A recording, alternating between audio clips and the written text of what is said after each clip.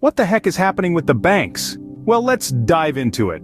The first issue we're going to tackle revolves around something called the Automated Clearinghouse or ACH system. This system is like the unsung hero of your banking transactions, quietly and efficiently processing around 74 million transactions daily. That's nearly $155 billion moving around each day. Recently, however, there was a hiccup. A hiccup that caused deposit delays at multiple U.S. banks, including some big names like Bank of America, Chase, U.S. Bank, Truist, and Wells Fargo. You can imagine the panic this caused for customers expecting their deposits. But let's be clear, this wasn't the result of some high-tech cyber attack. No, this was a simple processing error at the clearinghouse, the entity that operates the ACH system. This error affected less than 1% of the daily ACH volume in the US. That might not sound like a lot, but remember, we're talking about a system that processes around 74 million transactions each day. So even 1% can have a significant impact. The good news is that the folks at the clearinghouse are working diligently with the affected financial institutions to resolve this issue, and the Federal Reserve, always keeping a watchful eye, alerted banks about the problem, helping to ensure that everyone was on the same page. In the end, the banks assured their customers that their deposits were safe. This delay was chalked up to human error, not a nefarious plot to disrupt our financial systems. But it's a clear reminder of the complexities and potential vulnerabilities in our banking systems. So, while we can breathe a sigh of relief this time, it's worth asking, what's next? But the troubles don't stop at deposit delays. Let's delve into the world of securities and bonds. The financial world is a complex ecosystem, and like in nature, when one part is affected, it can send ripples throughout the entire system. Recently, higher interest rates have been causing some serious headaches for bank bond portfolios.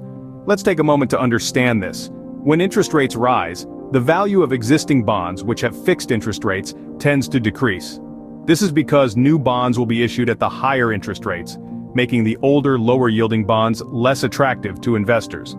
This is the predicament staring down at many banks, including some big names like JP Chase and Bank of America. In fact, Bank of America recently reported unrealized losses of a staggering $131.6 billion on securities for the third quarter. Unrealized losses are the decrease in value of an investment, but it's not an actual loss until the investment is sold. It's like if you bought a house and the market value dropped. You wouldn't actually lose money unless you sold the house at that lower value. So why are these banks choosing to hold the securities until maturity despite these losses? Well, if they hold onto the bonds until maturity, they can avoid marking these losses in their books. It's a bit like waiting out a storm. The banks are betting on the fact that over the long term the value of these bonds will rise again, offsetting the current unrealized losses. But it's not just Bank of America. JP Chase also had unrealized losses, amounting to $40 billion in its portfolio. Citigroup, another banking giant, has not disclosed its losses, but the broader picture suggests that U.S. banks could be facing at least $650 billion of unrealized losses in their securities portfolios. In the face of these unrealized losses, banks are left in a precarious position. They're essentially caught in a waiting game, holding on to their investments and hoping for the market conditions to improve, but it's a risky bet, with billions of dollars hanging in the balance. These unrealized losses are like a ticking time bomb. The banks can hold their breath and wait, but the pressure is mounting. As the financial world watches, the question remains, will these banks weather the storm, or will the ticking time bomb of unrealized losses explode? Only time will tell.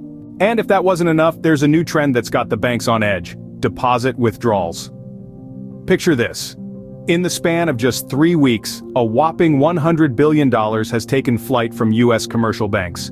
You heard that right? $100 billion gone, just like that. This alarming trend was highlighted in a recent survey carried out by none other than the Federal Reserve. The folks in the market, the professionals, the investment funds, they're concerned. They're not just concerned, they're raising red flags. The large portions of deposits that are uninsured, the potential losses on commercial real estate exposures, these are not minor issues. These are serious concerns that could potentially trigger another crisis in the banking sector. Now, you might be wondering, why should I care? Well, it's quite simple.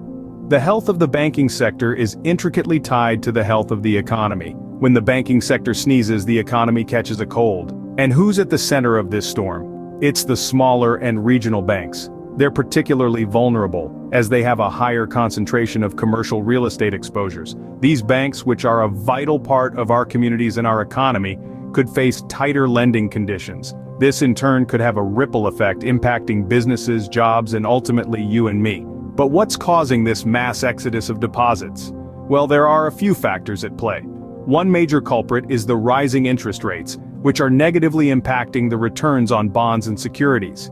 Add to this the declining demand for office space due to the shift towards remote work, and you've got a recipe for potential financial instability. The bottom line is the banking sector is facing significant headwinds. The recent automated clearinghouse system hiccup, the unrealized losses on securities and bonds, and now, the mass withdrawal of deposits. These are not isolated incidents. They're interconnected pieces of a complex puzzle. As billions of dollars exit the banking system, the financial landscape is shifting beneath our feet.